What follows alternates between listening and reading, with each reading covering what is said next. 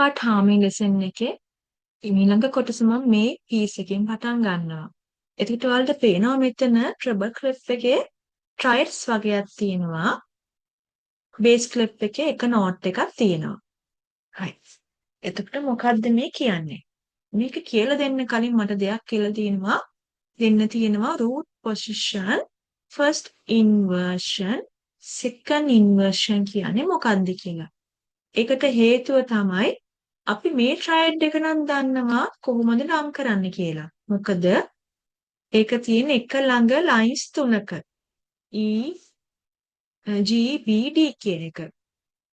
එතකොට මේ triad එක එක ළඟනේ තියෙන්නේ. එතකොට අකුරක් ඇර අකුරක් තමයි තියෙන්නේ. G එක තියෙනවා, A note එක නැහැ, B note එක තියෙනවා, C note එක නැහැ, D note එක තියෙනවා. එතකොට G major වෙන්නත් පුළුවන්, G minor වෙන්නත් පුළුවන්. අපි තාම ඒ ගැන දන්නේ නැහැ. නමුත් second triad එක තියෙන්නේ EGC කියලා. EGC කියලා. එතකොට ඕකත් අර විදිහටමද අකුරු තියෙන්නේ. E F G A B C එකක් කර එකද තියෙන්නේ. E තියෙනවා F එක අයින් කර G note එකක් තියෙනවා. හරි. A note එක අයින් කර B එක වෙන්න එපා. එක E major ද E minor ද කියලා පටන් ගන්න කියනවා නම් අපි කියන්නේ පහලින්ම තියෙන note එකෙන් triad එක name කරනවා කිව්වේ. එහෙනම් E note එකෙන් පටන් ගත්තොත් ඒ වෙන්න ඕන E එකයි G note එකයි B note එකයි. ඒත් මෙතන තියෙන C note එකක්. ඒ කියන්නේ අපිට හැම triad එකක්ම මේ විදිහින් නම් කරන්න බෑ. දැන් මෙතන lines දෙකක තියෙන ඊළඟට තියෙන I space එක.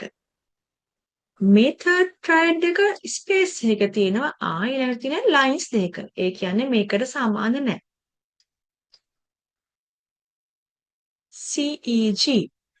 CEG කියන root position එක අපි normal පටන් ගන්න අකුරෙන් පටන් අරගෙන ඊළඟට එකක් හර එකක් ගිහිලා ඊළඟට එන අකුරු දෙක ලියවම තමයි CEG එක හැදෙන්නේ. මේක C major triad කියලා අපි දන්නවා හොඳටම. ඉතින් මේක අපි කියන root position කියලා.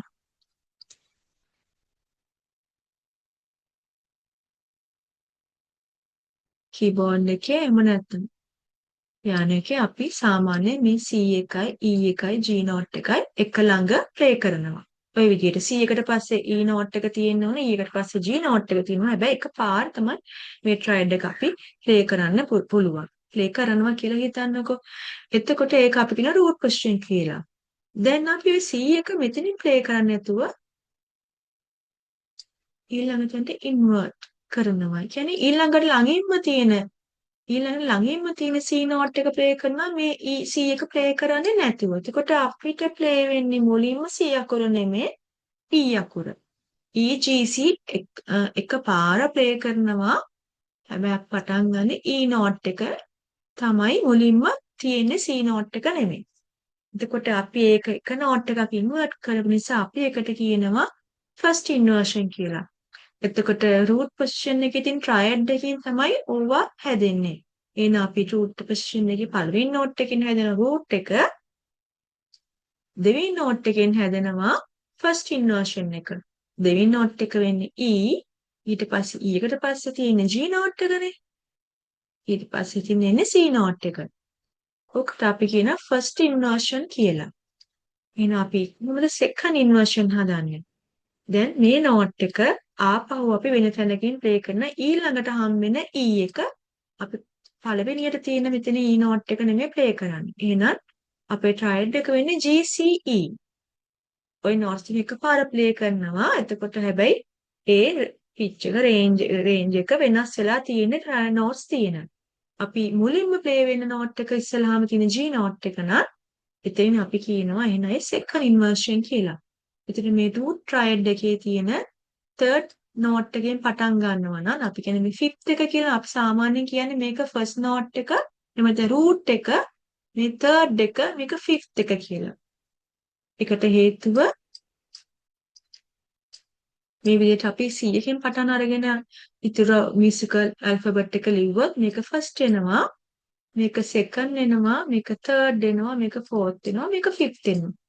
first, third, fifth ඒකයි අපි මේ විදිහට first, third, fifth කියලා කියන්නේ. එතන fifth note එකෙන් පටන් ගන්නවා නම් triad එක G එකට පස්සේ ඉතින් අපිට ඉන්න C note එකනේ. ඊළඟට එන්නේ E note එක. ඒකට අපි කියනවා second inversion කියලා. එහෙනම් හොඳට බලන්න මෙතන පටන් ගන්නේ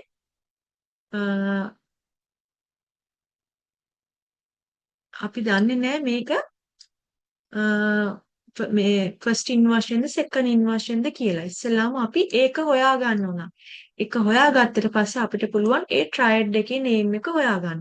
දැන් මේක හොඳටම දන්නවා මේක root position එක කියලා. මොකද එක ළඟ lines තුනක තියෙනවා. එහෙම නැත්නම් එක ළඟ space තුනක තියෙනවා. ඒකත් root position. මේක වෙනස්. මේක පහලින් notes දෙකක් තනි වෙලා උඩ එක note එකක් තනි වෙලා. මේ විදිහට උඩින් එක note එකක් තනි වෙලා තියෙනවා නම් අපි ඒකට කියනවා first inversion කියලා. මේ විදිහට උඩින් notes දෙකක් තනි වෙලා තියෙනවා නම් අපි ඒකට කියනවා second inversion කියලා. second inversion එක note එකක් තනි වෙලා තියෙද්දි first inversion. first inversion.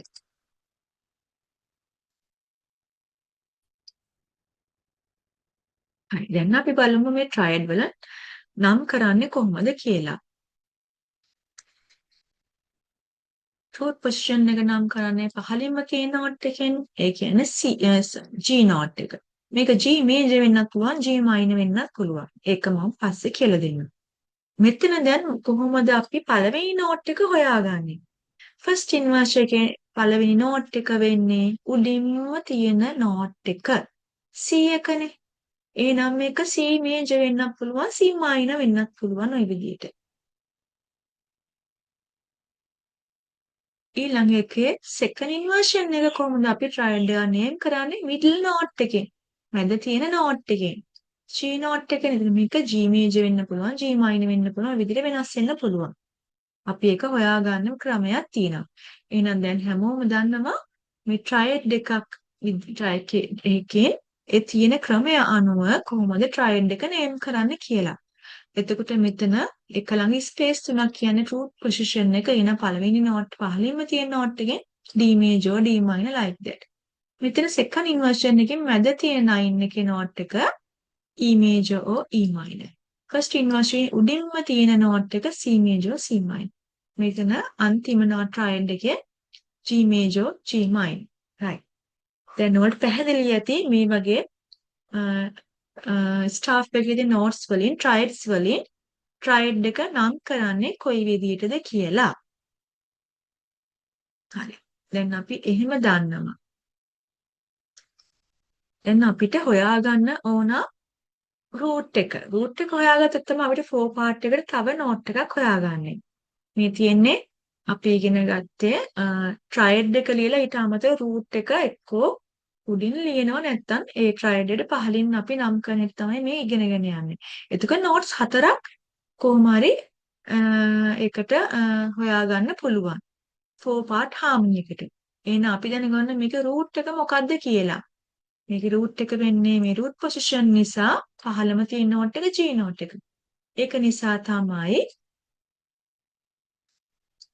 bass clef එකේ fourth note එක හැටියට root එක double කරලා තියෙන G note එක. එතකොට මේ second degree එකේ තියෙන first inversion නිසා ඒක උඩින්ම තියෙන note එකෙන් අපි triad එක name කරා C major C minor කියලා. C එක තමයි අපේ root එක වෙන්නේ. ඒක double කරනවා root එක. මෙතනක් තියෙනවා C එක. මෙතනක් තියෙනවා C එක. මෙතන triad එක GBD නේ G major G minor second inversion එක.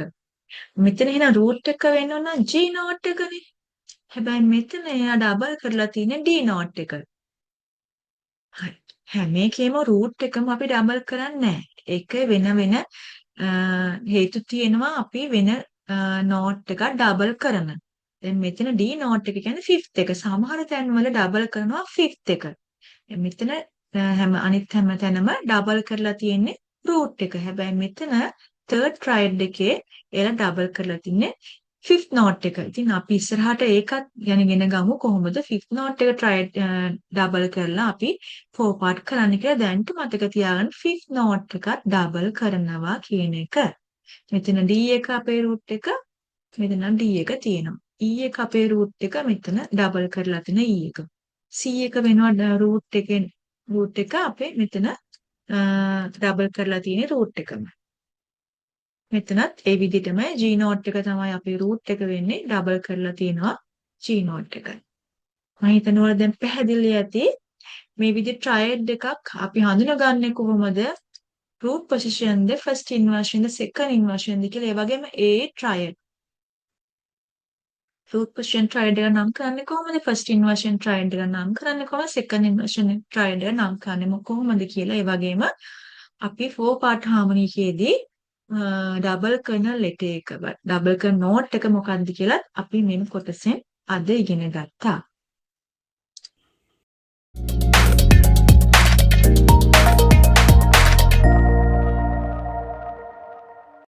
Follow and visit our Facebook page 7 Notes.